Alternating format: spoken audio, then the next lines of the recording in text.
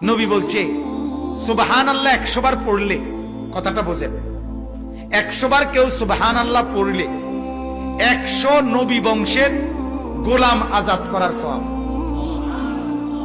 আলহামদুলিল্লাহ 100 বার পড়লে আল্লাহর নবী বলেন 100 ঘোড়া আল্লাহর রাস্তায় যুদ্ধের জন্য দান করার সওয়াব।